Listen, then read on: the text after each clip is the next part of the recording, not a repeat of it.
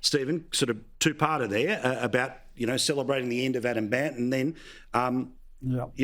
be careful what you wish for when you get, 90 seats?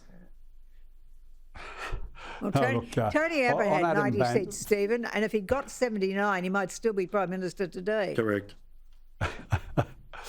Well, not his fault. On Adam Bandt, I did watch Extraordinary Hypocrisy as he sobbed into the camera earlier this week, sort of like, the Iraqi Minister for Defence all those years ago. Chemical Ali. Sobbing that, unfortunately, it was outrageous. The Liberal Party preferences were going to knock him out of Parliament.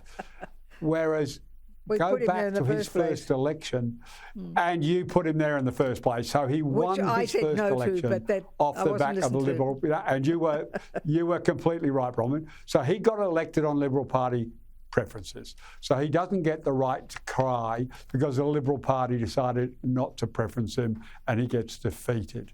So pure hypocrisy. He sobbed into the camera earlier in the week.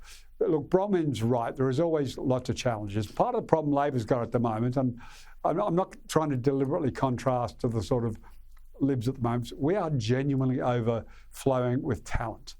We have a string of people on the backbench who absolutely could easily be ministers going forward.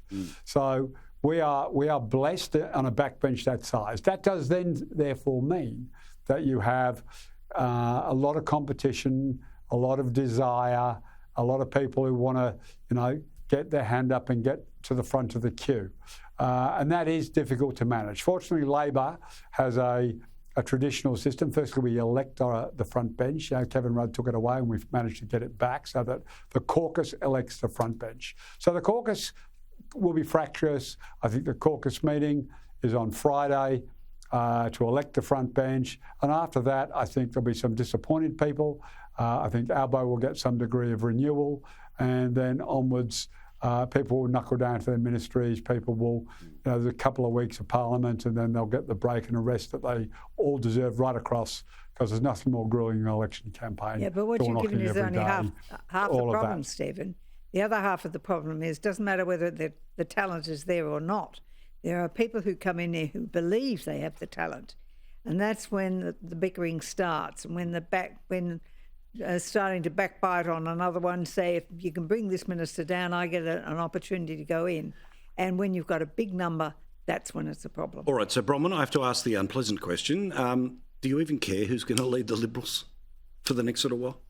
Well, yes, I do care, because whoever they choose, we're going to have to back up.